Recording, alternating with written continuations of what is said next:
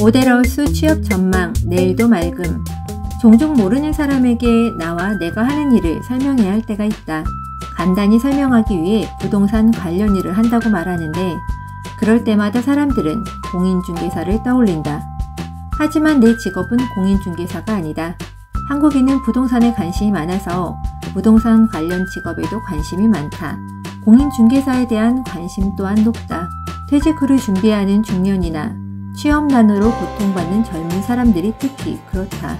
일반적으로 부동산 중개업소는 대부분 생활과 밀접한 주거용 부동산을 다룬다. 하지만 이 분야는 이미 경쟁이 치열한 레드오션이다. 살아남을 수 있는 확률이 아주 낮다. 실제로 2016년 한국고용정보원에서 발행한 기술 변화에 따른 일자리 영향 연구에 따르면 부동산 중개인의 입지는 점점 좁아지고 있으며 자동화 대체 가능성이 높은 직업 순위 중 13위에 올랐다. 이렇게 언젠간 공인중개사란 직업은 사라질 수 있지만 부동산 산업은 사라지지 않을 것이다. 오히려 부동산 산업은 기술을 접목한 새로운 모습으로 재탄생하고 있다. 현재 세계의 직업 시장은 크게 변화하고 있다. 2020년 전 세계를 덮친 코로나 팬데믹은 산업 구조의 변화의 시발점이 되었다. 또한 AI를 통한 자동화 산업이 붐을 일으키면서 여러 직업들이 자동화로 대체되어가는 움직임을 보이고 있다. 여기에 영향을 받아 분양시장에서도 큰 변화가 일어나고 있다. 모델하우스를 온라인으로 오픈하고 일부는 예약제 오프라인 서비스로 모델하우스를 운영하고 있다. 대형 건설사들은 스마트 시스템을 적용한 상담을 시작하고 전문 상담사와의 상담 또한 온라인 채팅을 통해 이루어지고 있다. 사실 부동산 산업에 이와 같은 비대면 자동화 시스템을 도입하려던 시도는 과거에도 있었다. 사이버 모델하우스의 시초는 2006년이다. 당시 건설교통부는 청약 과열을 막는다는 이유로 사이버 모델하우스만으로 청약 단지를 결정하도록 했다. 2006년 3월 판교 사이버 모델하우스와 관련한 일이다. 당시 판교는 전 국민의 관심사라 언론의 관심 또한 컸다.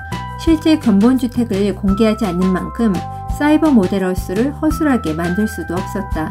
시간상으로 촉박했다. 지금처럼 기술도 발달하지 않았다. 청약할 수 있는 1순위자만 320만 명에 달했고 2순위와 3순위까지 합치면 500만 명에 육박했다. 오픈과 동시에 분양 신청 접속자가 폭주할 것으로 예상이 됐다. 그래서 판교 신도시의 사이버 분양 일정은 연기되었고 결국 어쩔 수 없이 현장 접수를 통해 분양이 되었다. 판교 이후 2007년 파주 삼부 르네상스가 사이버 모델하우스로 상품을 선보였지만 너무 빨랐다. 사이버 모델하우스 오픈 후 하루 만에 다시 모델하우스가 개관됐고 답답했던 수많은 사람들이 모델하우스에 물밀듯 몰려들었다. 요즘은 집에서 클릭만 몇 번 하면 다음날 집 앞으로 상품이 배송된다.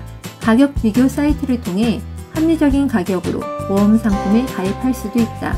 고가인 자동차마저 온라인으로 구매를 한다. 지금은 기술의 발전으로 사이버 모델하우스의 아파트 내부를 보다 잘 구현해낼 수 있겠지만 아직은 살 집을 클릭 몇 번만으로 구매하기는 쉽지 않다고 생각한다. 부동산만의 고유한 특성 때문이다. 똑같은 평형이라도 구조에 따라 환기 역량이 다르고 거실에서 보이는 조망이 다르고 조망 하나로 같은 공간의 프리미엄이 억소리 나게 차이가 나기도 한다. 각 층마다 들어오는 햇살이 다르며 그에 따라 결로와 곰팡이 같은 하자들이 생길 수도 있다. 이런 문제를 전문 상담사의 도움 없이 인터넷만으로 파악하기는 매우 어렵다. 무엇보다 집은 자동차보다 몇 배는 더 비싼 고가품이기 때문에 쉽게 AI의 추천으로 구매를 결정하기도 어렵다. 일반인들에게는 관련 내용을 전문적으로 알려주고 구매를 결정할 수 있게끔 도와주는 그 누군가가 필요하다. 당분간은 여전히 집을 보여주면서 상담해주는 컨설턴트의 역할의 분야 상담사가 필요할 것이다. 그리고 이 직업은 4차 산업혁명에도 AI에 대체되지 않는 직업 중 하나일 것이라는 게 내 생각이다. 실제로도 이렇게 기술이 부동산 산업 자체를 성장시키고 지원할 수 있음에도 아직 이 분야에는 전문 인력이 너무 부족하다.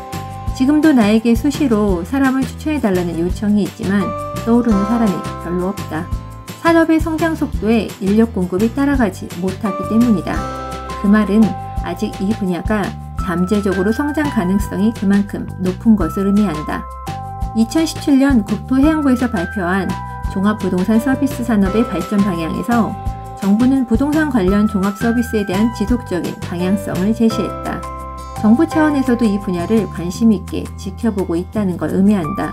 또한 부동산 관련 업무는 실생활과 밀접한 법적, 경제적 측면을 다루기 때문에 관련 지식을 일상에서 다양하게 활용할 수 있다.